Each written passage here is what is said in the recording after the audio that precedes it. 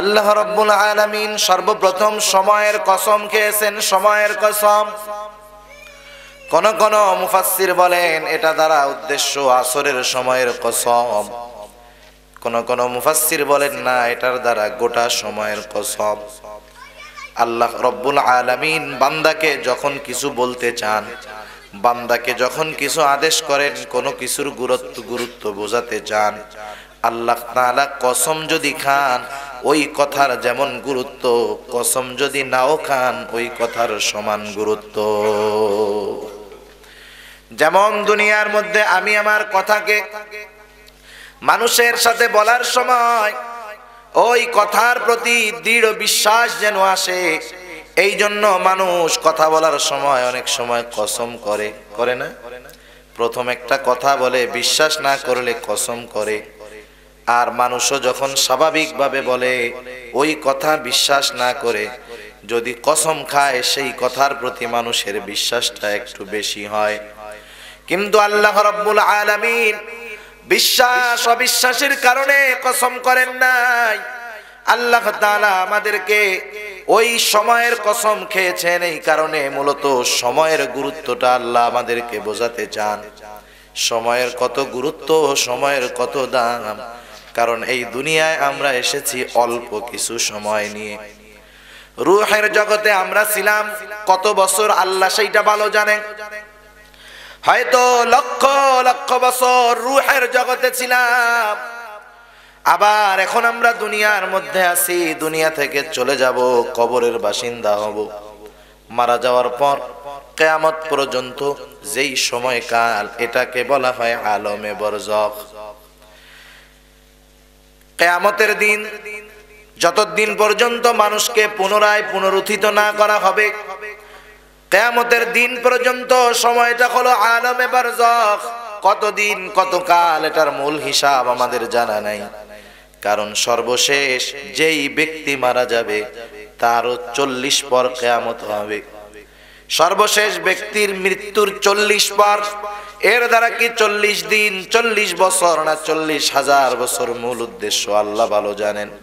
কিন্তু দেখেন এরপরে কিয়ামতের পর যেই ফয়সালা হবে, কেউ হয়ে যাবে চিরস্থায়ী জান্নাতি, কেউ হয়ে যাবে চিরস্থায়ী জাহান্নামী। ঠিক না? মুমিন পাপীরা হয়তো পাপের কারণে শাস্তি ভোগ করার পরে জাহান্নাম থেকে আবার জান্নাতে আসবে, কিন্তু সর্বশেষ যারা জাহান্নামী, ঈমান নাই, বেঈমান, চিরস্থায়ী জাহান্নামী। আর ঈমানদার যারা জান্নাতি হবে তারা চিরস্থায়ী জান্নাতি হয়ে যাবে। জান্নাতে কতকাল থাকবে? অনন্তকাল, অনন্তকাল। বেঈমান জাহান্নামে কতদিন থাকবে? অনন্তকাল। এই যে আপনাদের সামনে 4টা কালের কথা বললাম, 4 ধরনের সময়ের কথা বললাম। একটা হলো রূহের জগৎ, আর একটা হলো দুনিয়ার জগৎ, আর একটা হলো আলমে বরজখ, মৃত্যু পরবর্তীকালীন, কিয়ামত পূর্ববর্তীকালীন সময়, আর সর্বশেষ হলো জান্নাত অথবা জাহান্নামের কাল। বলেন তো এই 4টা সময়ের মধ্যে একটা মানুষ সবচাইতে কম সময়ে কোন জায়গায় থাকে? কোন জায়গায়? দুনিয়ায়। রূহের জগতে কত বছর হিসাব নেই, কিন্তু দুনিয়ার জগতের একটা হিসাব আছে। কেউ 60 বছর, কেউ 70 বছর, কেউ 40 বছর, কেউ 50 বছর। সেঞ্চুরি পূরণ করা টাফ ব্যাপার, ঠিক কিনা বলেন? 60, 70, 80 এর বেশি যাওয়া খুব কঠিন। দুনিয়ার সময়ের কসমটাই আল্লাহ তাআলা করেছেন। এই জন্য মুফাসসিরিনে কেরাম বলেন সময়টা আসরের হোক আর যে কোনো সময়ের হোক, মূল উদ্দেশ্য হলো আল্লাহ তাআলা কিয়ামতের দিনের কসম করেন নাই। যেই সময়ের কসম করেছেন সেই সময়টা হলো দুনিয়ার সময়। কারণ প্রতিটা মানুষের কাছে সবচাইতে দামি সময় হলো দুনিয়ার সময়। কারণ দুনিয়ার 60 বছর, 70 বছর এই সময়ের আমল, এই সময়ের কর্ম, তার পরবর্তী অনন্তকাল তার সাথে কেমন আচরণ হবে, সে কেমন থাকবে, এটা নির্ভর করতেছে এই অল্প সময়ের উপরে, ঠিক কিনা? এজন্য আল্লাহ তাআলা বলেন ওয়াল আসর, সময়ের কসম। আল্লাহ তাআলা সময়ের গুরুত্ব আমাদেরকে বোঝানোর জন্য সময়ের কসম করে বললেন, ইন্নাল ইনসানা লাফি খুসর। আল্লাহ তাআলা বলেন, নিশ্চয়ই সমস্ত মানুষ ক্ষতিগ্রস্ত, সব মানুষ ক্ষতিগ্রস্ত।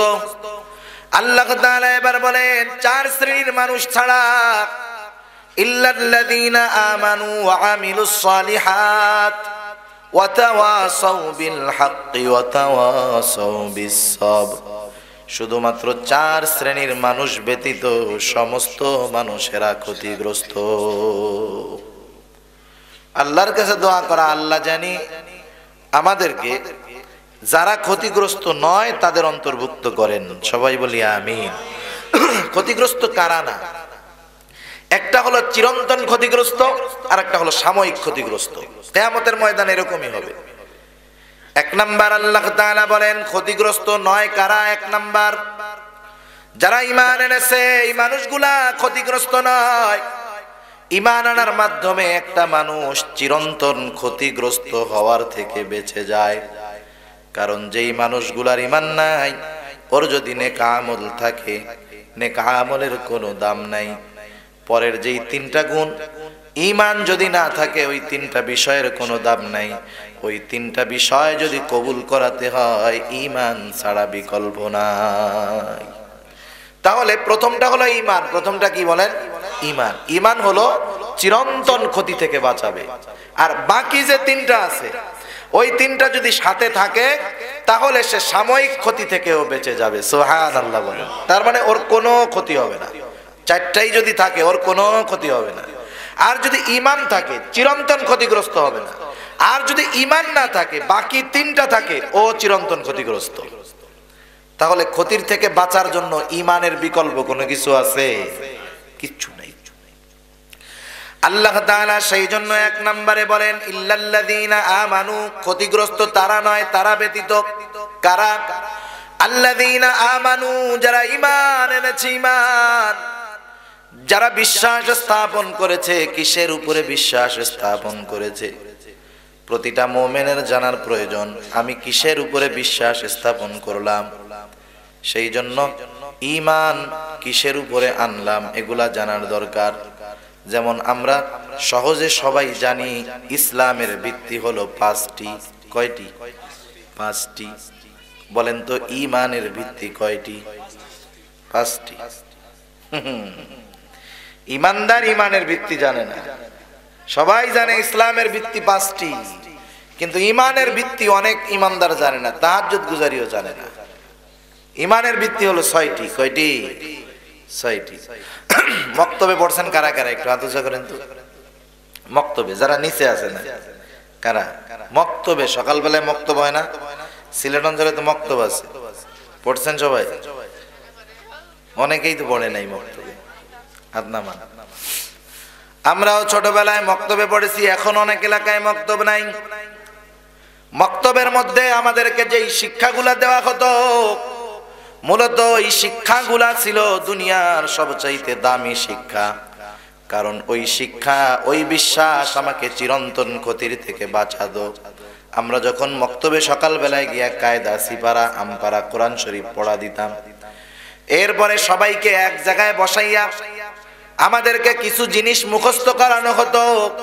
কালিমায়ে তাইয়্যিবা মুখস্থ করানো হতো, কালিমাগুলা মুখস্থ করানো হতো। দোয়ায়ে কুনুত, আত্তাহিয়াতু, দুরুদ শরীফ সহ নামাজের মধ্যে যা লাগে সবগুলা একসাথে মুখস্থ করতাম মিছিলের সাথে সাথে।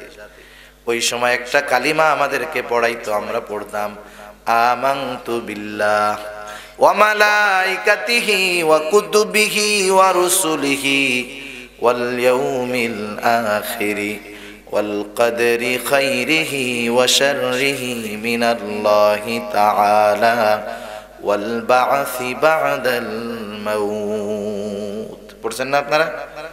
এগুলা সব ঈমানের ভিত্তির কথা। ইসলামের ভিত্তি পাঁচটা। এক নাম্বার কালিমা, আমরা বলি কালিমাটাই তো ঈমানের মূল জিনিস। ওই ঈমানের ভিত্তি ছয়টা। এই ছয়টি বিষয় যার মধ্যে নাই, যার এই ছয়টি বিষয়ের মধ্যে ন্যূনতম অবিশ্বাস আছে, অনাস্থা আছে, ওর সারা জিন্দেগীর আমলের কোনো দাম নাই।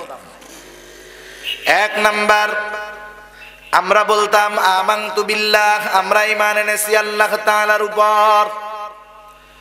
আল্লাহ তাআলার কিসের উপরে ঈমান আনলাম? অনেকেই যদি জিজ্ঞাসা করি, বলেন তো আল্লাহর কিসের উপরে ঈমান আনতে হবে, বলতে পারবে না। অথচ একজন ঈমানদারের এগুলা জানা ফরজ, নাইলে সে তার ঈমানকে কিভাবে হেফাজত করবে। এক নাম্বার, ঈমান এনেছি আল্লাহর উপরে। আল্লাহর কিসের উপরে ঈমান আনবো? আল্লাহর জাতের উপরে ঈমান এনেছি, আল্লাহ তাআলার সিফাতের উপরে ঈমান এনেছি, আল্লাহ তাআলার কুদরত ক্ষমতা সব কিছুর উপরে ঈমান এনেছি। এই সবগুলোর উপরে যদি ঈমান সমান হারে না হয়, তাহলে ওই ঈমান আল্লাহর কাছে কবুল হবে না। কাফেররাও কিন্তু আল্লাহর উপরে ঈমান আনছে, জানেন? মক্কার মুশরিক যারা ছিল, ওরা আল্লাহর জাতের উপরে ওদের ঈমান ছিল। আমার বানানো কথা না, এটা আল্লাহই বলছে। আল্লাহ তাআলা বলেন, ওয়ালা ইন সাআলতাহুম মান খালাকাস সামাওয়াতি ওয়াল আরদা লায়াকুলুন্নাল্লাহ। আল্লাহ রাব্বুল আলামিন বলেন, নবী হে, আপনি যদি তাদেরকে জিজ্ঞাসা করেন মান খালাকাস সামাওয়াতি ওয়াল আরদ, আপনি যদি তাদেরকে জিজ্ঞাসা করেন তারা কারা, মক্কার মুশরিকেরা, আপনি যদি তাদেরকে জিজ্ঞাসা করেন মান খালাকাস সামাওয়াতি ওয়াল আরদ, আসমান এবং জমিনের স্রষ্টা কে, বলেন তো কে? আরো জোরে বলেন কে? আল্লাহ তাআলা বলেন লায়াকুলুন্নাল্লাহ, অবশ্যই অবশ্যই তারা বলবে আসমান এবং জমিনের স্রষ্টা আল্লাহ। মক্কার মুশরিকরা বলতো যে আল্লাহ আসমান জমিনের স্রষ্টা। এরপরে আল্লাহ তাআলা আরো এক জায়গায় বলেন, ওয়ালা ইন সাআলতাহুম মান নাযালা মিনাস সামাই মাআ ফাআহইয়া বিহিল আরদা বা'দা মাউতিহা লায়াকুলুল্লাহ। আল্লাহ তাআলা বলেন, নবীকে আপনি যদি তাদেরকে জিজ্ঞাসা করেন মান নাযালা মিনাস সামাই মাআ, কে আসমান হতে পানি বর্ষণ করে, বর্ষিত পানির দ্বারা মৃত জমিনকে কে পুনরায় পুনরুজ্জীবিত করে। আজকে তো গোটা দুনিয়ার মধ্যে সেচের ব্যবস্থা আছে, পাম্পের ব্যবস্থা আছে, আছে না? যেই এলাকায় পানি নাই, চাষাবাদের জন্য গভীর নলকূপ আছে, ডিপ টিউবওয়েল আছে, বড় মোটর আছে। ১৫০০ বছর আগে মোটর ছিল, ডিপ টিউবওয়েল ছিল। আরব দেশ এরকম নদী নালাও নাই। ওই দেশের মানুষের খাবারের জন্য, চাষাবাদের জন্য আসমানওয়ালা আর আসমানি পানির প্রয়োজন ছিল। কিন্তু ওই মক্কার কুখ্যাত মুশরিক, ওই মানুষগুলাও বলতো আসমান হতে পানি আল্লাহই দেন। আল্লাহ তাআলা বলেন, নবী হে, আপনি যদি তাদেরকে জিজ্ঞাসা করেন মান নাযালা মিনাস সামাই মাআ, কে আসমান হতে পানি বর্ষণ করে, শুধু তাই নয়, যেই জমিন শক্ত হয়ে যায়, ফেটে যায়, চৌচির হয়ে যায়, ওই মাটি যত ভালো হোক, যদি শক্ত হয়, কাদা না হয়, ওর মধ্যে যত ভালো চারা দেওয়া হোক না কেন, গজাবে নাকি? গজাবে? গজাবে না। শক্ত মাটি চাষই তো করা যাবে না। আল্লাহ তাআলা বলেন, ফাআহইয়া বিহিল আরদা বা'দা মাউতিহা, ওই পানির দ্বারা কে মৃত জমিনকে পুনরায় জীবিত করে। যেই জমিনটা শক্ত, ফেটে চৌচির হয়ে যায়, ওটা হলো মৃত জমিন। আর যেই জমিনটা নরম কাদা, সেটা হলো জীবিত জমিন, কারণ তার মধ্যে ফসল উৎপন্ন হয়। আল্লাহ তাআলা বলেন, কে এই চাষাবাদের অনুপযুক্ত মরা জমিনটাকে চাষাবাদের জন্য জীবিত করে তোলে? কাফের মুশরিকেরা ওদের দেবদেবীর কথা বলবে না, ওরা বলবে লায়াকুলুন্নাল্লাহ। অবশ্যই অবশ্যই মক্কার মুশরিকেরাও বলবে আসমান হতে পানি বর্ষণ করেন আল্লাহ। এই বর্ষিত পানির দ্বারা চাষাবাদের অনুপযুক্ত জমিনটাকে চাষাবাদের জন্য উপযুক্ত করে তোলেন আল্লাহ। কেমন বিশ্বাস আল্লাহর জাতের উপরে, মানে আমার অভিজ্ঞতার আলোকে বলতেছি, আল্লাহর জাতের উপরে মক্কার মুশরিকদের যে বিশ্বাস ছিল আমাদের দেশের অনেক মুমিনের সেই বিশ্বাস নাই। কারণ কি জানেন? আপনাদের এলাকায় তো সেচ সিস্টেম নাই, আমাদের এলাকায় আছে সেচ সিস্টেম, মানে মেশিন দিয়ে পানি দিতে হয়। বৃষ্টি নামে না, ইরির ক্ষেত ফেটে চৌচির হয়ে গেছে, পানি না দিলে ফসল হবে না, ফসলগুলো মারা যাবে। প্রত্যেকটা কৃষক প্রতিদিন 2, 4, 10 বার ওই মেশিনওয়ালার বাড়িতে দৌড়ায়, যায় খালি কয় তাড়াতাড়ি মেশিনটা ছাড়স নাকি, সব তো শেষ। ও যতবার মেশিনওয়ালার কাছে গেছে অতবার যদি আল্লাহর কাছে বলতো, মনে হয় আসমানের পানি আল্লাহ বর্ষণ করে দিত। কেমন বিশ্বাস ছিল আল্লাহর জাতের উপরে। আল্লাহ রাব্বুল আলামিন এরপরে বলেন, আপনি যদি তাদেরকে তাদের অস্তিত্বের ব্যাপারে জিজ্ঞাসা করেন, ওয়ালা ইন সাআলতাহুম মান খালাকাহুম লা ইয়াকুলুন্নাল্লাহ, আপনি যদি তাদেরকে জিজ্ঞাসা করেন তোমাদেরকে কে সৃষ্টি করেছে, তাদেরকে কে সৃষ্টি করেছে, কাফের মুশরিকেরা বলবে লা ইয়াকুলুন্নাল্লাহ, অবশ্যই অবশ্যই কাফেরেরা বলবে আমাদেরকেও সৃষ্টি করেছে আল্লাহ। আল্লাহর জাতের উপরে ঈমান, এটা কাফেরদেরও ছিল, মুশরিকদের ছিল কড়া বিশ্বাস। কিন্তু এই খ্রিস্টানেরা আল্লাহর সাথেও শিরিক করত, এরাও আল্লাহর সাথে শিরিক করত। তাহলে আল্লাহর প্রতি ঈমানের দুইটা গুরুত্বপূর্ণ বিষয়ের এক নাম্বার হলো শিরিক, আল্লাহর সাথে ঈমান আনতে হবে। ঈমান বিদ্যাত, আল্লাহর জাতের উপরে ঈমান, আল্লাহর অস্তিত্বের ব্যাপারে ঈমান। নাস্তিক ডাইরেক্ট বলে কোনো আল্লাহ নাই, নাউযুবিল্লাহ। মক্কার মুশরিকরা বলতো আল্লাহ আছে, আল্লাহর জাতের উপরে ঈমান আনতো, কিন্তু আল্লাহর সিফাত তথা গুণাবলীর সাথে শিরিক করত। আল্লাহ একজন, আল্লাহ কয়জন? একজন। আমাদের পৃথিবীতে বর্তমানে অনেক ধর্ম আছে যারা 3 খোদায় বিশ্বাস করে, কেউ 2 খোদায় বিশ্বাস করে, আছে না নাই? এরা বলে খোদা 2 জন। আল্লাহ কি বলে জানেন?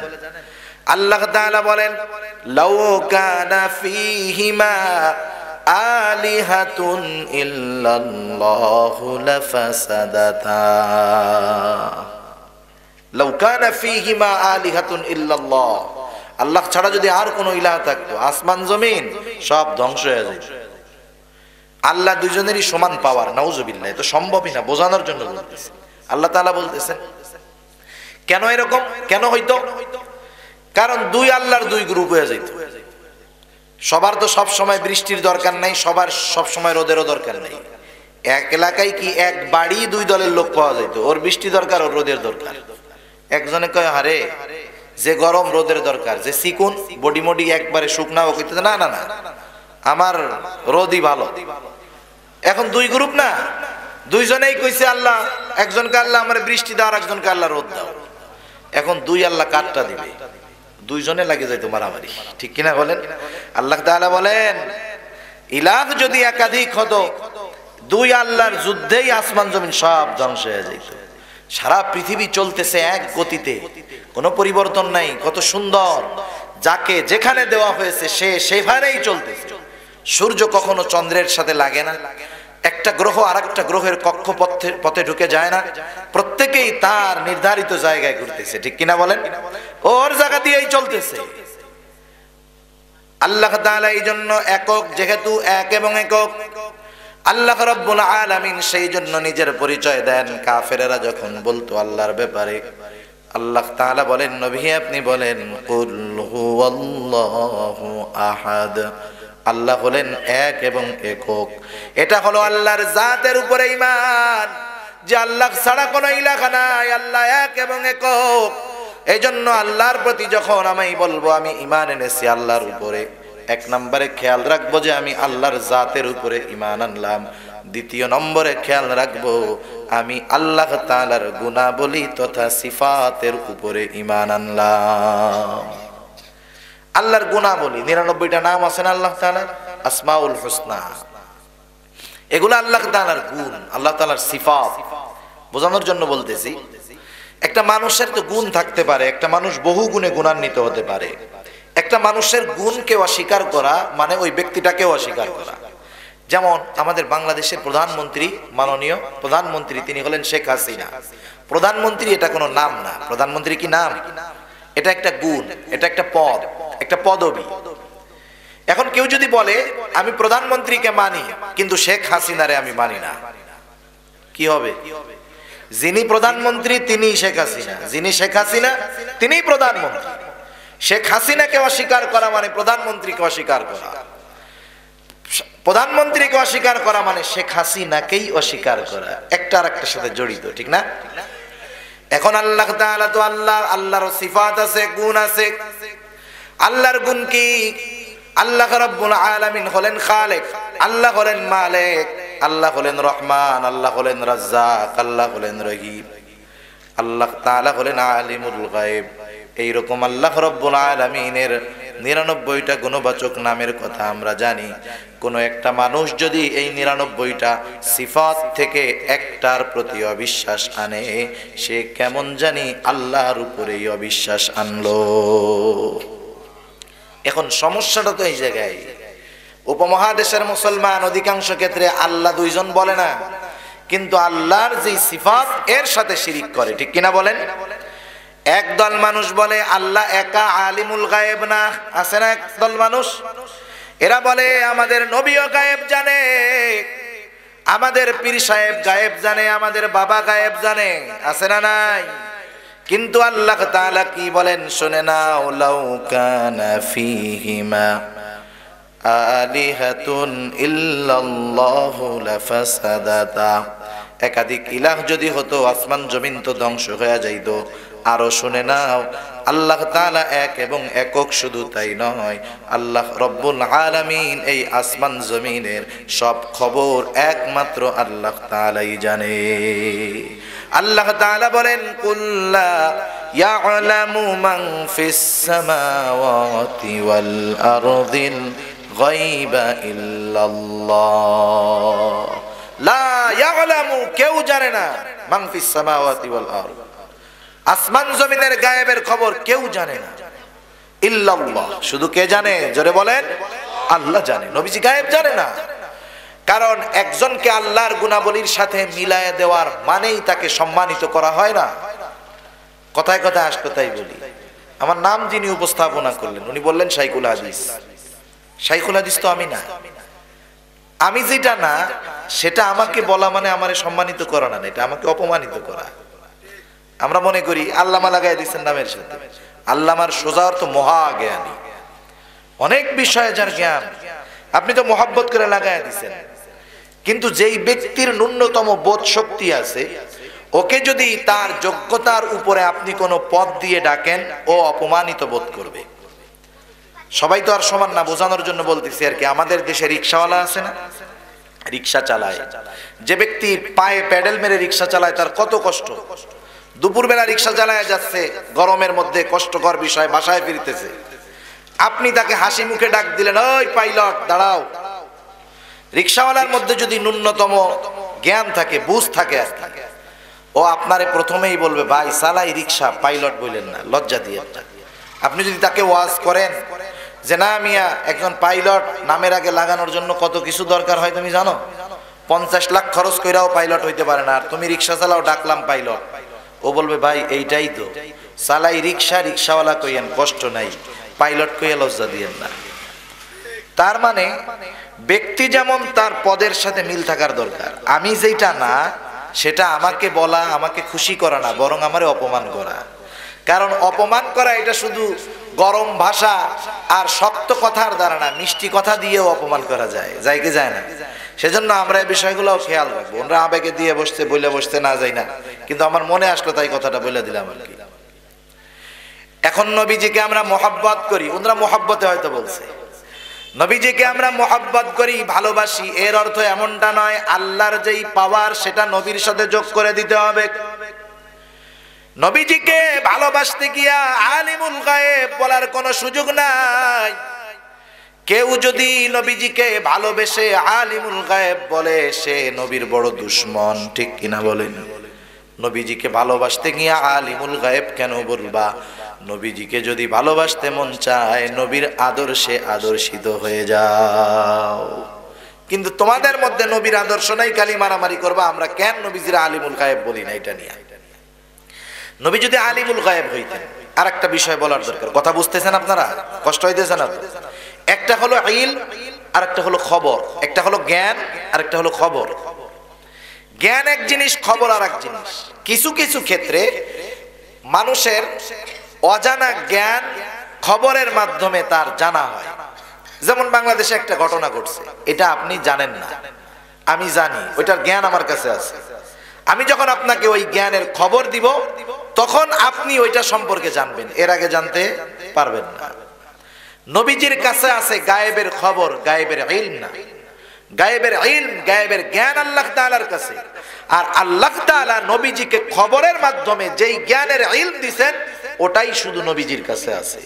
তাহলে নবীজি ভবিষ্যৎবাণী যতগুলা করেছেন কার হুকুমে করেছেন? কারণ নবী দ্বীনের ব্যাপারে যে কথা বলেন, দ্বীন সম্পৃক্ত যে কোনো বিষয়ে নবীজি বলেন, যেমন কিয়ামতের আলামতগুলো আমাদেরকে নবী জানাইছেন, এগুলা দ্বীনের অংশ। নবী রাসূলগণ দ্বীনের যেই কথাগুলা বলেন নিজের থেকে বলেন না। আল্লাহ তাআলা বলেন ওয়া মা ইয়ানতিকু আনিল হাওয়া ইন হুয়া ইল্লা ওয়াহয়ুন ইউহা। নবীজি নিজের থেকে কিছু বলেন না, নবীজি যা বলেন তা হলো ওহী। কারণ ওহীটা দুই প্রকার, গোটা দুনিয়ার মুফাসসিরিনে কেরাম একমত ওহী দুই প্রকার। একটা হলো ওহিয়ে মাতলু আর একটা হলো ওহিয়ে গায়রে মাতলু। ওহিয়ে মাতলু এটা হলো কোরআনুল কারীম, এর শব্দ অর্থ বিন্যাস সব আল্লাহ তাআলার পক্ষ থেকে। ওহিয়ে মাতলু নবীজির গায়রে মাতলু, নবীজির যত হাদিস সবগুলা ওহিয়ে গায়রে মাতলু, ওগুলার শব্দ বিন্যাস যদিও নবীর, কিন্তু ওই কথাগুলার মূল নির্দেশনা ভাব হলো আল্লাহর। এটা ওহীর আর একটা প্রকার। সেই জন্য ওহী আল্লাহর পক্ষ থেকেই আসে। এই যে দ্বীনের কথাগুলা, এগুলাও আল্লাহর পক্ষ থেকে নবীজি জানছেন তাই জানাইছেন। এ কথার দ্বারা এটা বলার সুযোগ নাই নবী তো কিয়ামতের ভবিষ্যৎবাণী দিয়ে গেছেন, গায়েব না জানলে কেমনে দিলেন? আমার আল্লাহ আমার নবীজিকে গায়েবের খবরগুলা জানাইছেন, এই জন্য নবীজি আমাদেরকে জানাতে পেরেছে। তাহলে নবীজির কাছে আছে গায়েবের খবর, আর আল্লাহ হলো গায়েবের ইলমের একমাত্র মালিক, ঠিক কিনা? নবীজিকে আলিমুল গায়েব না বললে এতে নবীজির সম্মান কমবে না, বরং বললে আরো কমানো হবে। যদি নবীজির কাছে গায়েবের ইলম থাকতো তাহলে রাসূলুল্লাহ সাল্লাল্লাহু আলাইহি ওয়াসাল্লামকে কেউ বিষ পান করাইতে পারতো না। নবীজি জানতে পারতো যে সামনেই যে দেখা যাইতেছে বিষ, কিন্তু নবীজি তো গায়েবে জানেন না। সেজন্য আল্লাহ তাআলার যেই সিফাত, এইগুলা যদি কেউ কোনো মানুষের সাথে লাগায় দেয় ওই ব্যক্তি কেমন জানি আল্লাহর বিরোধিতা করে। আবার দেখেন কিছু ক্ষমতা আছে আল্লাহ তাআলার, এই ক্ষমতাগুলা যখন কোনো মানুষের কাছে আছে বলে আমরা মনে করি, এই ক্ষেত্রে আল্লাহ তাআলার গুণাবলীর উপরে ঈমান আনা হয় না, শিরিক করা হয়। আল্লাহর জাতের সাথে শিরিক যেমন, আল্লাহর সিফাতের সাথে শিরিক তেমন। আল্লাহ তাআলা জাতের দিক দিয়ে যেমন এক ও একক, আল্লাহ তাআলার যতগুলা সিফাত আছে ওই সিফাতগুলার ক্ষেত্রেও আল্লাহ তাআলা এক ও একক। এখন বলেন তো দুনিয়ার মধ্যে সন্তান দেওয়ার ক্ষমতাটা কার? আল্লাহর। সিলেটে চট্টগ্রামে মাজারগুলার মধ্যে বড় একটা অংশ যাই এই আশায় ওদের ছেলে মেয়ে কিছু হয় না। কিছু মানুষ দেয় খালি মাইয়া হয়, পোলা হয় না, যায় না এরকম? যায় বিভিন্ন জায়গায় মানত করে, কেউ গাছের সাথে সুতা বাঁধে। চট্টগ্রামে আছে এক মাজার, গাছের সাথে সুতা বাঁধে। আমি ছোটবেলায় একবার গেছি, বুঝি নাই তো, আলাদা হয়েছি। এখন ওই জায়গার লোকজন মূল ধান্দা হলো সুতা বেচতে হবে। মূল ধান্দা কি? সুতা বেচতে হবে। আর 1 টাকার সুতা 20 টাকা বিক্রি করবে, এ হলো মূল ধান্দা। হ্যাঁ, এখন সুতা তো দিচ্ছে, আমি কি ছোটবেলায় বুঝি নাই? আমি নিয়ত করে করে গাছের লাগে সুতা বাঁধছি, একটাও পূরণ হয় নাই। বোঝেন অবস্থা কি? ব্যবসা করে বলে। এখন দেখেন মাজারে যায় সন্তানের জন্য, কিন্তু আল্লাহ কি বলেন? আল্লাহ তাআলা বলেন ইয়াহাবু লিমান ইয়াশাউ ইনাসাও ওয়া ইয়াহাবু লিমান ইয়াশাউ যুকুর আও ইউযাউজুহুম যুকরানা ওয়া ইনাসা ويجعل من يشاء عقيما আল্লাহ তাআলা চান, যাকে চান তাকে কন্যা সন্তান দেন, যাকে চান তাকে ছেলে সন্তান দেন। আল্লাহ তাআলা যাকে চান একাধিক দেন, আল্লাহ তাআলা যাকে চান তাকে আল্লাহ তাআলা বান্দা বানায় রাখেন। সেই জন্য সন্তান দেওয়ার যে কুদরত ক্ষমতা এটা কার? এগুলার প্রতি আমাদেরকে যথাযথ ঈমান আনতে হবে। রাজ্জাক হলেন আল্লাহ। যদি দুনিয়ার মানুষ কোনো আসবাব অথবা কোনো ব্যক্তিকে রিজিক দাতা মনে করে, কেউ যদি তার চাকরিকে রিজিক দাতা মনে করে, কেউ যদি তার ব্যবসাকে রিজিকের মূল উৎস মনে করে, কেউ যদি তার শ্রমকে রিজিকের মূল উৎস মনে করে, সে রাজ্জাকের সাথে শিরিক করলো। একটা করে যদি বলি অনেক লম্বা হয়ে যাবে। সেই জন্য আমি যখন বলেছি আমানতু বিল্লাহ, আমি আল্লাহর জাতের উপরেও ঈমান এনেছি, আমি আল্লাহর যত গুণাবলী সিফাত সবগুলোর উপরেও ঈমান এনেছি। দুইটার দিকেই খেয়াল রাখতে হবে। শুধু বললাম আল্লাহ একজন, এতটুকু শেষ না। আল্লাহর যত সিফাত আছে, যত ক্ষমতা আছে, আল্লাহর জাতের উপরে যেমন ঈমান বিশ্বাস এনেছি, সব গুণাবলীর উপরে তেমন ঈমান আনতে হবে। ঠিক কিনা বলেন?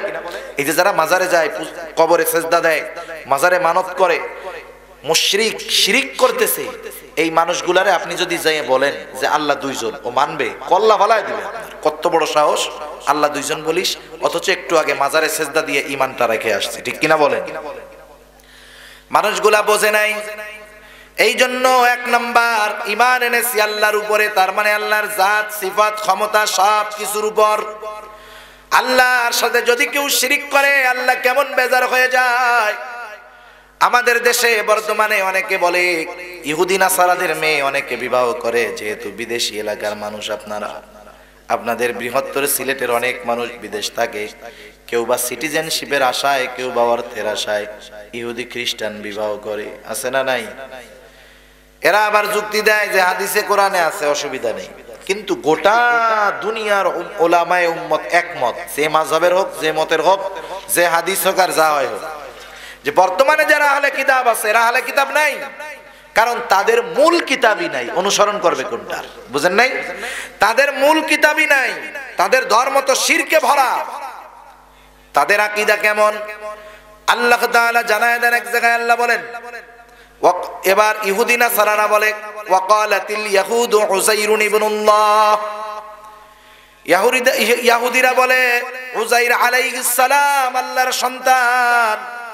ওয়াকালাতিন নাসারাল মাসীহ ইবনুল্লাহ, খ্রিস্টানেরা বলে ঈসা আলাইহিস সালাম আল্লাহর সন্তান।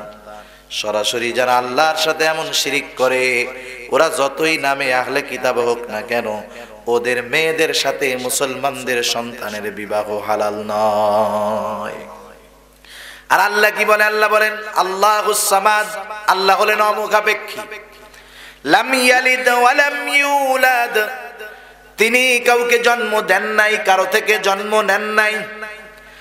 আর খ্রিস্টান ইহুদিরা বলে আল্লাহর ছেলে আছে, ঈসা আলাইহিস সালাম আল্লাহর ছেলে, উযাইর আলাইহিস সালাম আল্লাহর ছেলে। সেই জন্য বুঝতে হবে ওদের সাথেও কিন্তু সম্পর্কের কোনো সুযোগ নাই। আল্লাহ রব্বুল আলামিন এইভাবে গোটা কোরআনুল কারীমের মধ্যে অনেক জায়গায় আমাদেরকে জানায় দিয়েছেন আল্লাহর প্রতি ঈমানটা কিভাবে আনার দরকার।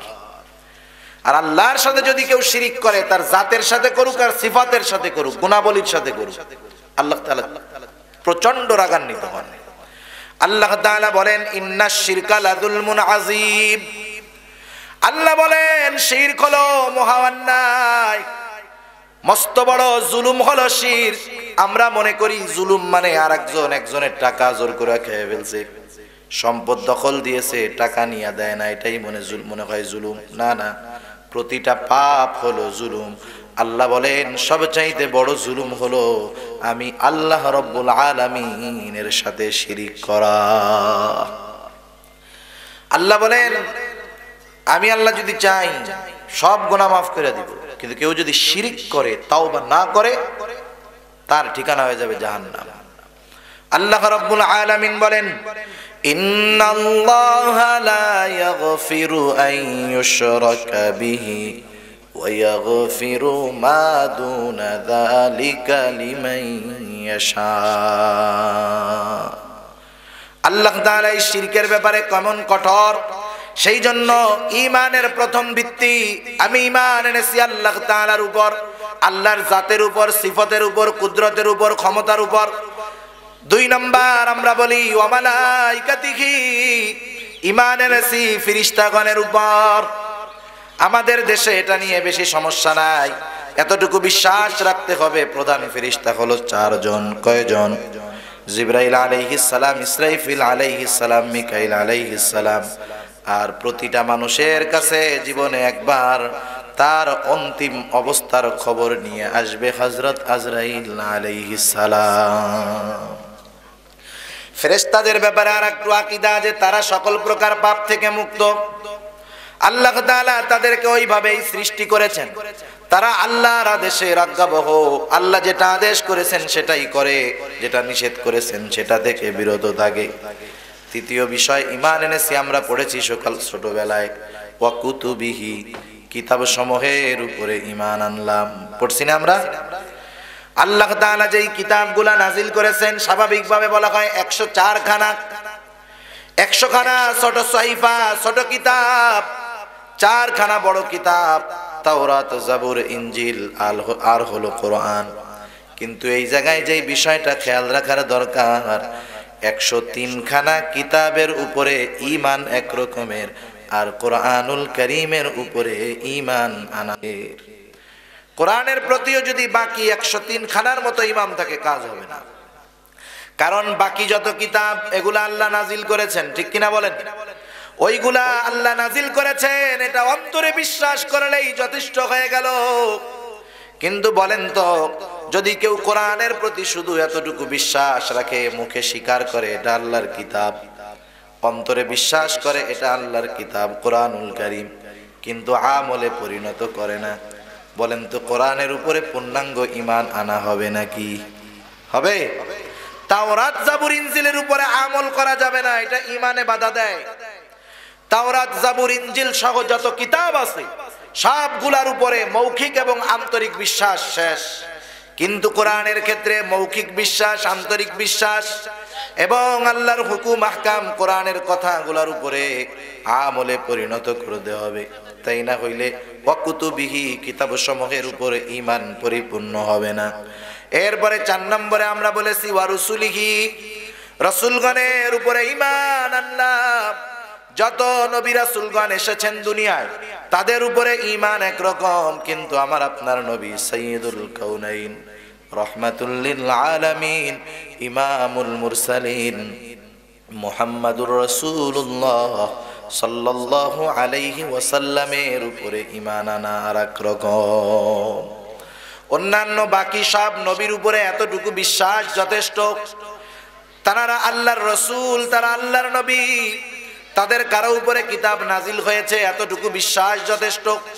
কিন্তু আমার আপনার নবীর উপরে যদি ঈমানের পরিপূর্ণতা আনতে হয়, শুধু মৌখিক আর আন্তরিক বিশ্বাসের দ্বারা হবে না, নবীজির সুন্নাতের উপরেও আমল করতে হবে, ঠিক কিনা বলেন? নবীর আদর্শকে গ্রহণ করতে হবে, নবীর সুন্নাতের অনুসরণকারী হতে হবে, তাহলে নবীজির উপরে পূর্ণ ঈমান আনা হবে। এরপরে আমরা বলেছি ওয়াল ইয়াউমিল আখির, কিয়ামতের দিনের উপরে ঈমান আনলাম। এরপরে বলেছি ওয়াশাল কদরি খাইরিহি ওয়া শাররিহি মিনাল্লাহি তাআলা, তাকদীরের ভালো মন্দ আল্লাহর তরফ থেকেই হয়, এটার উপরে ঈমান আনলাম। ওয়াল বাসি বাদাল মাউত, মৃত্যুর পরে পুনরায় জীবিত হতে হবে, এটার উপরে ঈমান আনলাম। যদিও 7টা বাক্য, এই জায়গায় মূল হলো 6টা। আখিরাতের মধ্যে এই কবর জগৎ অন্তর্ভুক্ত। এই 6টা বিষয়ের উপরে একটা মানুষ যখন পরিপূর্ণভাবে বিশ্বাস আনবে, ঈমানের পরিপূর্ণতা কিভাবে আসে?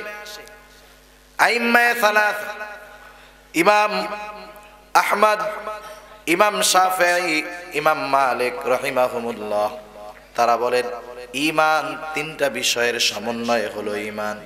এই 3টা বিষয়ের সমন্বয় যখন ঘটবে, ঈমানের মধ্যে তখন পরিপূর্ণতা আসবে। এই সবগুলা বিষয়ে প্রথম মুখে স্বীকৃতি দিতে হবে, ইকরার বিল লিসান, জবানের স্বীকৃতি দিতে হবে। তাসদিক বিল জানান, আন্তরিক বিশ্বাস স্থাপন করতে হবে। আর যেই বিষয়গুলা আমলে পরিণত করা সম্ভব, আমাল বিল আরকান, সেই বিষয়গুলা আমলে পরিণত যখন মানুষ করবে, ওই মানুষটাই তখন পরিপূর্ণ ঈমানদার হবে। আমাদের অবস্থা কি? আমরা জানি, বিশ্বাস করি, মানি। এ হলো এক শ্রেণীর লোক, জানে, বিশ্বাস করে, মানে। কিছু মানুষ আছে জানে, মৌখিক স্বীকৃতি দেয়, আন্তরিক বিশ্বাস করে, কিন্তু আমল করে না। আছে না নাই এরকম? বলেন। অনেক মানুষ আছে জানে নামাজ ফরজ, মুখ দিয়ে কয় হওয়া ফরজ, অন্তরে বিশ্বাস করে ফরজ, কিন্তু নামাজ পড়ে না। আছে না নাই? ও ইমানদার, কিন্তু পরিপূর্ণ ইমানদার হইতে পারে নাই। তা যাই হোক, আলোচনা লম্বা হয়ে যাচ্ছে। আল্লাহ রাব্বুল আলামিন বলেন, ওই মানুষগুলা ক্ষতিগ্রস্ত নয়। এক নাম্বার, যারা ঈমান এনেছে, ঈমান আনার কারণে তারা চিরন্তন ক্ষতি থেকে বেঁচে গেল। সেই জন্য ঈমান হলো সবচাইতে বড় সম্পদ, কারণ ঈমানের মাধ্যমেই মানুষ জান্নাতে যাবে। ঈমান কেমন দামি সম্পদ, মুসলিম শরীফের একটা হাদিস আপনাদের খেদমতে পেশ করলে বুঝতে সহজ হবে। রাসূলুল্লাহ সাল্লাল্লাহু আলাইহি ওয়াসাল্লাম আমাদেরকে জানায় দিয়েছেন ঈমানের কেমন দাম। কারণ একটা মানুষ তার গোটা সম্পদের হিসাব করে তার দামটা নির্ণয় করতে পারে, ঠিক না? যেমন গাড়ি বাড়ি জমি জাতি সব কিছু একসাথে হিসাব করার পর সে একটা অর্থের মান বের করতে পারে, যে আমার গোটা সহায় সম্পত্তির মালিক 5 কোটি, দাম 5 কোটি টাকা হবে, 10 কোটি টাকা হবে। পরিমাণের উপরে নির্ভর করে দাম বের করা যায়, মূল্য বের করা যায়। যেমন বাজারে গেলে কিছু কিনতে যান, চাল ধান তেল যাই কিনেন, ওজনের মাধ্যমে, পরিমাপের মাধ্যমে কতটুকু পরিমাণ, ওইটুকুর অনুযায়ী দাম বের করা যায়, ঠিক না? রাসূলুল্লাহ সাল্লাল্লাহু আলাইহি ওয়াসাল্লাম আমাদেরকে ঈমানের দাম জানায় দিছে। ঈমানের কেমন দাম?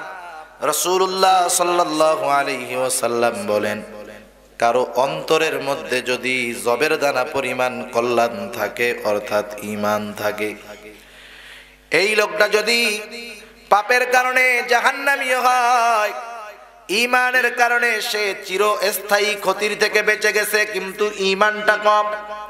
নবীজি আমার বলেন, এই লোকটার অন্তরের মধ্যে যদি ওই জবের দ্বারা পরিমাণ কল্যাণ তথা ঈমান থাকে, আর ওই লোকটা যদি পাপের কারণে জাহান্নামী হয়, কিন্তু ওই লোকটা তো জবের দানা পরিমাণ ঈমানের মালিক। আল্লাহ তাআলার কাছে ওই জবের দানা পরিমাণ ঈমানেরও এত দাম, এত দাম। আল্লাহ তাআলা ওই জবের দানা পরিমাণ ঈমানের বদৌলতে একটা সময় তাকে জাহান্নাম থেকে জান্নাতের মালিক বানায়া দিবে। এরপরে নবী আমার বলেন, কারো অন্তরের মধ্যে যদি গমের দানা পরিমাণ কল্যাণ থাকে, অর্থাৎ ঈমান থাকে, এই লোকটা যদি পাপের কারণে জাহান্নামী হয়, ওই লোকটার কাছে তো গমের দানা পরিমাণ ঈমান আছে। আল্লাহ তাআলার কাছে ওই গমের দানা পরিমাণ ঈমানের এত দাম, এত দাম। আল্লাহ তাআলা ওই গমের দানা পরিমাণ ঈমানের বদৌলতে একটা সময় তাকে জাহান্নাম থেকে জান্নাতের মালিক বানায়া দিবে।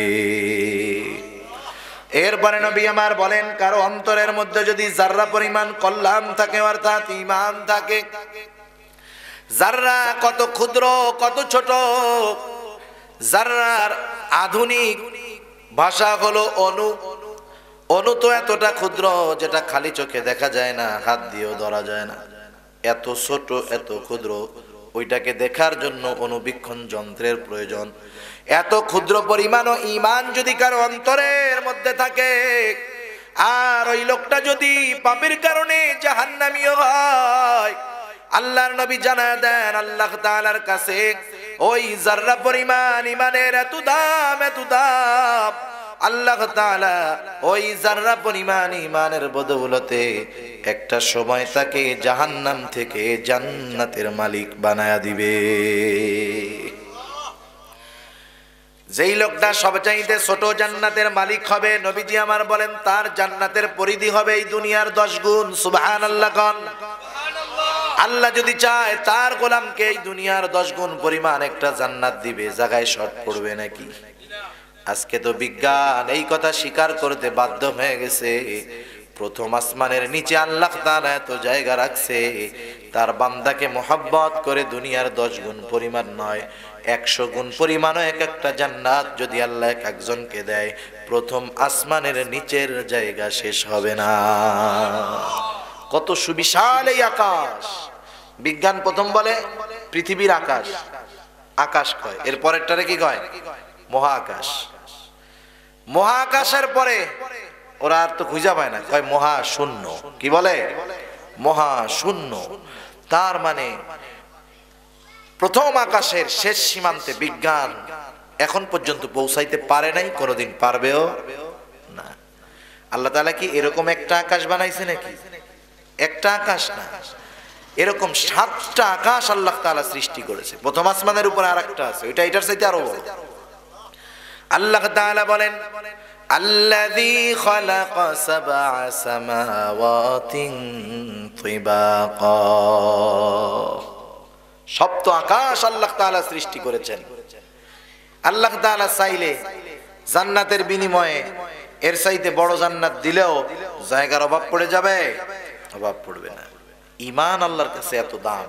তাহলে দেখেন, দুনিয়ার 10 গুণ পরিমাণ একটা জান্নাতের দাম বেশি না যাররা পরিমাণ ঈমানের দাম বেশি? সেজন্য বুঝতে হবে, আল্লাহ বলেন ক্ষতিগ্রস্ত তারা নয়, তারা চিরন্তন ক্ষতির থেকে বেঁচে গেল যাদের কাছে কি আছে? যাররা পরিমাণ হলেও ঈমান আছে, ঠিক না? সেজন্য আল্লাহ বলেন ক্ষতিগ্রস্ত তারা নয়। 1 নাম্বার, যাদের কাছে ঈমান আছে, যারা ঈমান এনেছে, ঈমানদার। 2 নম্বর, কারা ক্ষতিগ্রস্ত নয়? ঈমানের সাথে যদি বাকি 3টা গুণ থাকে তাহলে সে চিরস্থায়ী ক্ষতির থেকে বেঁচে যাবে। আর যদি ঈমান থাকে বাকিগুলা না থাকে তাহলে সে চিরস্থায়ী ক্ষতির থেকে বেঁচে যাবে। আর যদি ঈমান থাকে বাকিগুলা না থাকে তাহলে সে সাময়িক ক্ষতির সম্মুখীন হবে। আল্লাহ তাআলা এরপরে বলেন দ্বিতীয় গুণ, ইল্লাল্লাযীনা আমানু ওয়া আমিলুস সালিহাত। যেই মানুষগুলা আমলে সালেহ করে, আল্লাহ তাআলা শুধু আমলের কথা বলেন নাই, ইল্লাল্লাযীনা আমানু ওয়া আমিলু, আল্লাহ এতটুক বলেন নাই, আল্লাহ বলছেন আমিলুস সালিহাত, আমলে সালেহ। তার মানে শুধু আমল আর আমলে সালেহ এই দুইটার মধ্যে অবশ্যই পার্থক্য আছে। সব নামাজ আমল হইতে পারে, সব নামাজই আমল, কিন্তু সব নামাজ আমলে সালেহ না। সব দান আমল, কিন্তু সব দান আমলে সালেহ না। সব নেক কাজ আমল, কিন্তু সব নেক কাজ আমলে সালেহ না। আমলে সালেহ যদি না হয় সেই আমল আল্লাহর কাছে কোনো দাম নেই। আমলে সালেহ কোনটা? সুন্দর আমল যেইটা। সুন্দর আমল কোনটা? দেখতে সুন্দর যেইটা, এইটা না, না। আল্লাহ তাআলা বলেন সুন্দর আমল কোনটা? যেই আমলের মধ্যে ইখলাস আছে, যেই আমলের মধ্যে আল্লাহর সন্তুষ্টি উদ্দেশ্য হয়, যেই আমলের মধ্যে নবীজির তরিকা পাওয়া যায়, সেই আমলটাই হলো আমলে সালেহ। সেই আমলটাই আল্লাহর কাছে দাম। এজন্য নবীজি বলেন আখলিস দীনাক ইয়াকফিকাল আমালুল কলিল। তোমার ঈমান, তোমার ইখলাস, তোমার নিয়ত পরিশুদ্ধ করো, অল্প আমল নাজাতের জন্য যথেষ্ট হবে। সুবহানাল্লাহ। আর যদি পাহাড় পরিমাণ নেক হয়, ঈমান ঠিক নাই, ইখলাস ঠিক নাই, ওই নেক আমলের দাম আল্লাহর কাছে নাই। বরং অনেক মানুষ নেক আমল করে জাহান্নামেও যেতে হবে। রাসূলুল্লাহ সাল্লাল্লাহু আলাইহি ওয়াসাল্লাম বলেন কিয়ামতের দিন আল্লাহ তাআলা সর্বপ্রথম 3 শ্রেণীর মানুষের হিসাব গ্রহণ করবে। 1 নাম্বার, আল্লাহ তাআলা একজন শহীদকে ডাকবেন। শহীদ রক্তাক্ত অবস্থায় আল্লাহর সামনে উপস্থিত হয়ে যাবে। আল্লাহ তাআলা জিজ্ঞাসা করবে, কি অবস্থা তোমার, রক্তাক্ত কেন? ওই লোকটা বলবে, আল্লাহ আপনার দ্বীন আপনার জমিনে প্রতিষ্ঠা করার জন্য কাফেরদের বিরুদ্ধে যুদ্ধ করতে করতে নিজের জীবনটাকে উৎসর্গ করে দিয়েছি। আল্লাহ তাআলা বলবে, গোলাম ঠিক আছে, কিন্তু কোন উদ্দেশ্যে করছো? লোকটা বলবে, আল্লাহ আপনার সন্তুষ্টির জন্য করেছি। আল্লাহ তাআলা বলবেন, না বান্দা, তুমি মিথ্যা বলতেছো, কারণ আমি আল্লাহ তোমার অন্তরের খবর জানি। আমাদের অন্তরের খবর আমার কাছের লোক পাশের লোক জানে না, কিন্তু অন্তরের খবর যিনি জানেন তিনি কে? আল্লাহ তাআলা বলেন, নবীকে আপনি বলে দেন, কুল ইন তুখফু মা ফি সুদুরিকুম আও তুবদুহু ইয়ালামুল্লাহ। নবীকে আপনি বলে দেন, তোমরা কোনটা গোপন করো কোনটা প্রকাশ করো কেউ জানে না, জানে কে? আল্লাহ তাআলা বলবে, ও আমার গোলাম, আমি আল্লাহ তোমার অন্তরের খবর জানি। তুমি আমার সন্তুষ্টির জন্য জিহাদ করো না, তুমি জিহাদ করেছো যাতে করে দুনিয়ার মানুষ তোমাকে বীর বলে, তুমি জিহাদ করেছো যাতে করে দুনিয়ার মানুষ তোমাকে বাহবা দেয়, তোমাকে বাহাদুর বলে, তোমার প্রশংসা করে, তোমার নাম হয়। ও আমার গোলাম, যে উদ্দেশ্যে তুমি জিহাদ করেছো দুনিয়ায় তুমি তার প্রতিদান পেয়ে গেছো। আজকে আমি আল্লাহর তরফ থেকে তোমার জন্য কিছু নাই, তুমি চলে যাও, তোমার ঠিকানা হলো চিরস্থায়ী জাহান্নাম। আল্লাহ তাআলা দ্বিতীয়ত একজন দানবীরকে ডাকবেন। আল্লাহ তাআলা জিজ্ঞাসা করবে, ও আমার গোলাম, এই সম্পদ আমি আল্লাহ তোমাকে দিয়েছি, তুমি কোন কাজে ব্যয় করছো? ওই লোকটা বলবে, আল্লাহ আপনার দেওয়া সম্পদ আমি দান করেছি, সদকা করেছি। যার বাড়ি নাই তাকে বাড়ি বানায় দিয়েছি, যার ঘর নাই তাকে ঘর বানায় দিয়েছি। আল্লাহ তাআলা বলবে, এত কষ্টের উপার্জিত সম্পদ কেন তুমি দান করেছো? আল্লাহ তাআলা বলবে, আল্লাহ আপনার সন্তুষ্টির জন্য দান করেছি। ওই লোকটা বলার পর আল্লাহ বলবে, না বান্দা, না না, আমি আল্লাহ তোমার অন্তরের খবর জানি। তুমি দান করেছো যাতে করে দুনিয়ার মানুষ তোমাকে দানবীর বলে, সমাজ সেবক বলে, গরিবের বন্ধু বলে, এই জন্য দান করেছো। সুতরাং যে উদ্দেশ্যে দান করেছো দুনিয়ায় তুমি তা পেয়ে গেছো। আজকে আমি আল্লাহর তরফ থেকে তোমার জন্য কিছু নাই, তুমি চলে যাও, তোমার ঠিকানা হলো চিরস্থায়ী জাহান্নাম। তৃতীয়তে আল্লাহ তাআলা একজন কারি সাহেবকে ডাকবে, আলেমকে ডাকবে। আল্লাহ তাআলা জিজ্ঞাসা করবে, এত কষ্ট করে কেন ইলম অর্জন করছো? ওই লোকটা বলবে, আল্লাহ আপনার সন্তুষ্টির জন্য ইলম অর্জন করেছি। আল্লাহ বলবে, না বান্দা না, তুমি মিথ্যা বলতেছো। তুমি ইলম অর্জন করেছো যাতে করে দুনিয়ার মানুষ তোমাকে আলেম বলে, হাফেজ বলে, কারি বলে, মুফতি বলে, মুহাদ্দিস বলে, শাইখুল হাদিস বলে, আল্লামা বলে, বড় বক্তা বলে, মুফাসসির বলে। যে উদ্দেশ্যে ইলম অর্জন করেছো দুনিয়ায় তুমি তা পেয়ে গেছো। আজকে আমি আল্লাহর তরফ থেকে তোমার জন্য কিছু নাই, তুমি চলে যাও, তোমার ঠিকানা হলো চিরস্থায়ী জাহান্নাম। চিন্তা করেন, এমন তিনটা বড় আমল করার পরেও জান্নাতে যাইতে পারে নাই, কারণ ইখলাস ঠিক নাই, ঠিক কিনা বলেন? সেই জন্য সব আমল আমলে সালেহ না। আল্লাহ তাআলার কাছে আমল কবুল হবে তার সন্তুষ্টি, রাসূলের তরিকা যদি এই দুইটা জিনিস না থাকে আমলের কোনো দাম নাই। আল্লাহ তাআলার কাছে বান্দার সব আমল হাজির করা হবে, আল্লাহর সামনে বান্দার সব আমল উপস্থিত করা হবে। আল্লাহ তাআলা শুধু সেই আমলগুলা কবুল করবে যেই আমলগুলা ইখলাসওয়ালা ছিল। আল্লাহ তাআলা বলেন, ওয়াকাদিমনা ইলা মা আমিলু মিন আমালিন ফাজআলনাহু হাবাআম মানসুরা। ব্যাংকের মধ্যে যখন এক বান্ডিল টাকা দেওয়া হয়, মেশিন আছে দেখছেন নি, টাকা গোনার মেশিন। আপনি যদি জাল টাকা দেন মেশিনে ধরা পড়ে যাবে না? ধরা পড়ে যাবে। ওই জাল টাকা পাওয়ার পরে আপনারা ফেরত দিবে ব্যাংকওয়ালারা, পুড়াই ফেলবে, ছিঁড়া ফেলবে, মামলাও হয়ে যেতে পারে, ব্যাংকে ফাঁকে দিতে হয়েছে। আল্লাহ তাআলার সামনে বান্দার আমল হাজির করা হবে। আল্লাহ বলেন, শুধু গ্রহণ করা হবে যেগুলা একেবারে ইখলাসওয়ালা আমল, বাকিগুলা আল হাবাউল মানসুরে পরিণত করা হবে, নিশ্চিহ্ন করে দেওয়া হবে, ধুলায় পরিণত করে দেওয়া হবে। শুধু তাই না, ইবাদত ছোট হোক বড় হোক, ইবাদতের একমাত্র হকদার কে? জোরে বলেন কে? আল্লাহ। ছোট হোক আর বড় হোক, আল্লাহর উদ্দেশ্য ব্যতীত দুনিয়ার কাউকে খুশি করার জন্য, দেখানোর জন্য ইবাদত করলে ওই ইবাদত বাতিল। হক ছিল আল্লাহর, আরেকজনের দিছে, না কি কাম করছে, ঠিক না? আল্লাহ তাআলা এবার শাস্তি দিবেন জাহান্নাম। আমল বাতিল, লোক দেখানো ইবাদতের জন্য ছোট শিরক হয়ে গেল, শাস্তি হয়ে গেল জাহান্নাম। সেই জন্য আল্লাহ বলেন, ওয়া আমিলুস সালিহাত, যারা খালেস আমল করে, ইখলাসওয়ালা আমল করে, তারা ক্ষতিগ্রস্তের অন্তর্ভুক্ত নয়। ওয়া তাওয়াসাউ বিল হক, ওয়া তাওয়াসাউ বিস-সাবর, যারা পরস্পর পরস্পরকে হকের ব্যাপারে উদ্বুদ্ধ করে, উৎসাহ দেয়, হকের কথা বলে, সত্য কথা বলে।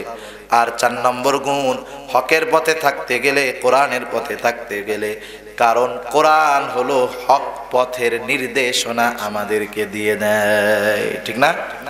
এখন আমরা যদি পরিপূর্ণ কোরআনের উপরে, হকের উপরে চলতে চাই, বিপদ আছে না নাই? আছে না? কোরআনের কথা বললে বিপদ, কোরআনের পথে চলতে গেলে বিপদ। বিপদ যখন আসে একজন আর একজনকে কি বলে, ভাই একটু ধৈর্য ধর না। আল্লাহ বলেন ওয়া তাওয়াসাউ বিস-সাবর, হকের পথে হকের কথা বলতে গিয়ে যখন পরস্পর বিপদের মুখোমুখি হয়ে যায়, পরস্পর পরস্পরকে হক সবরের ব্যাপারে নসিহত করে। আর আল্লাহ তাআলা জানায় দেন যে এই মানুষগুলা সবর করে, দ্বীনের উপরে, সবরের উপরে থাকে, কষ্ট আসার কারণে সবরের উপরে থাকে, তারা একা নয়। আল্লাহ বলেন ইন্নাল্লাহা মা'আস সাবিরিন, বলেন এই মানুষগুলা ক্ষতিগ্রস্ত হইতে পারে? পারে না। সেজন্য আল্লাহ তাআলা জানায় দিয়েছেন যে সব মানুষ ক্ষতিগ্রস্ত, কিন্তু এই 4টি গুণে গুণান্বিত মানুষগুলা ক্ষতিগ্রস্ত নয়। 1 নম্বর, যাদের আছে পরিশুদ্ধ ঈমান। 2 নম্বর, যাদের আছে আমলে সালেহ। 3 নম্বর, যারা পরস্পর নিজেরা হকের কথা বলে, উপদেশ দেয়। 4 নম্বর, বিপদ আসলে সবরের ব্যাপারে একে অপরকে উৎসাহ দেয়। এই গুণগুলা যাদের মধ্যে আছে, আল্লাহ বলেন ওরা দুনিয়ায়ও ক্ষতিগ্রস্ত নয়, আখিরাতেও ক্ষতিগ্রস্ত নয়, বরং এই মানুষগুলাই হলো চূড়ান্ত সফল, ঠিক কিনা বলেন? দুনিয়ার জালেমরা দেখবে যে আমরা এই সবের কারণে ক্ষতির মধ্যে আছি, মাঝে মধ্যে মাইর খাই, কষ্টে আছি, কিন্তু আমার আল্লাহ বলেন ওরা দেখে একটা, আসলে বিষয়টা এটা না, ঠিক কিনা বলেন? ওরা দেখে যে ওরা লাভের মধ্যে আছে, আমরা ক্ষতির মধ্যে আছি, তা না। যারা এই গুণে গুণান্বিত, দুনিয়ায় ছোটখাটো বিপদ আসতেই পারে, কিন্তু চূড়ান্ত ভাবে এই লোকগুলা সফল। আর যারা এই 4টা গুণের মধ্যে নাই, তারাই ক্ষতিগ্রস্ত, তারাই চিরস্থায়ী জাহান্নামের বাসিন্দা, ঠিক কিনা বলেন? আল্লাহ তাআলা আমাদেরকে এই গুণগুলা যথাযথভাবে অর্জন করার তৌফিক দান করুক। সবাই বলি